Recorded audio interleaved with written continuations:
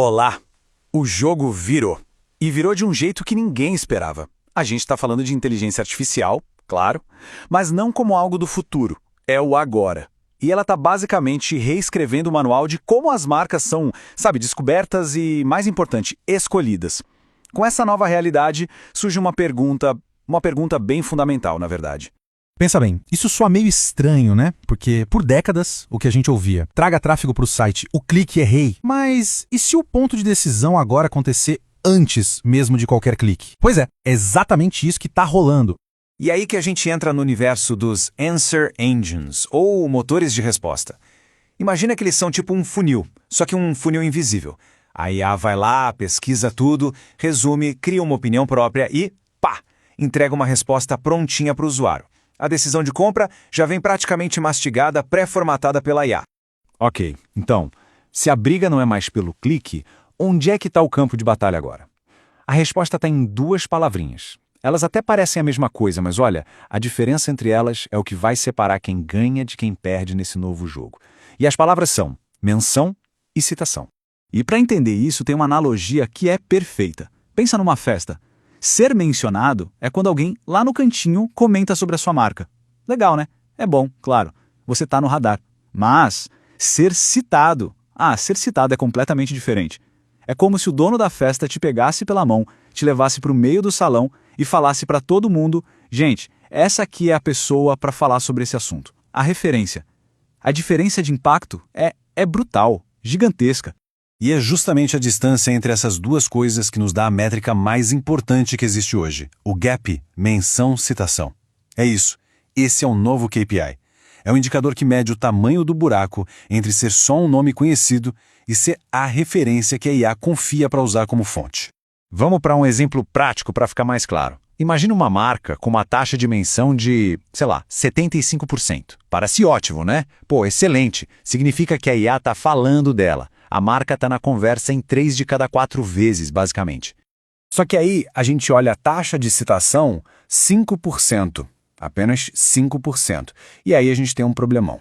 A marca é lembrada, ela é um rosto na multidão, mas ela quase nunca é apontada como a fonte, a prova, a autoridade. Aquele link valioso, a referência, vai para outro.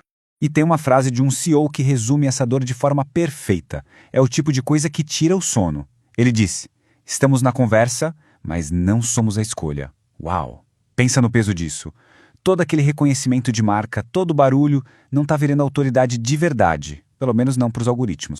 Beleza, o problema está claro, né? É um cenário complexo, mas e aí? Como é que a gente navega nesse território novo e meio assustador? Bom, é preciso um novo tipo de bússola. E é aqui que entra um framework chamado GEL, que significa Otimização para Mecanismos Generativos. Ele basicamente oferece um mapa. Essa estrutura toda se apoia em 4 pilares, 4 capacidades-chave. Primeiro, um diagnóstico, tipo um raio-x para entender aonde a marca está aparecendo de verdade. Segundo, inteligência competitiva, ou seja, descobrir quem a IA está citando no seu lugar, quem está roubando a autoridade. Terceiro, um plano de ação, porque dados sem ação não serve para nada, né? E por último, governança, que é basicamente ter as provas na mão para tomar as decisões certas, com segurança. Muito bem, mas vamos para a prática. Como é que essa coisa toda sai do papel e vira tarefa de verdade para o pessoal? Como esses dados complexos viram ações claras para as equipes? Vamos dar uma olhada em como isso funciona no dia a dia. Ok, para o pessoal da liderança, a ferramenta é o Score 6D. Pensa nisso como um painel de controle, bem direto ao ponto. Ele mostra a performance em 6 áreas-chave, coisas como: a marca está presente? Em que posição? O que as pessoas sentem sobre ela? E o mais importante, a diferença entre menção e citação. Ele até confere se as IAs estão falando a mesma coisa sobre a marca. É uma visão 360 graus, perfeita para tomar decisões estratégicas. Agora, descendo o nível para as equipes de conteúdo e de relações públicas. Para elas, a grande ferramenta é um mapa de fontes. Isso aqui é o ouro. Ele mostra preto no branco quais são os sites, os artigos, os estudos que a IA está usando como fonte. Acabou aquela história de atirar para todo lado. Com esse mapa, as equipes sabem exatamente onde precisam focar para construir autoridade e, finalmente, serem citadas.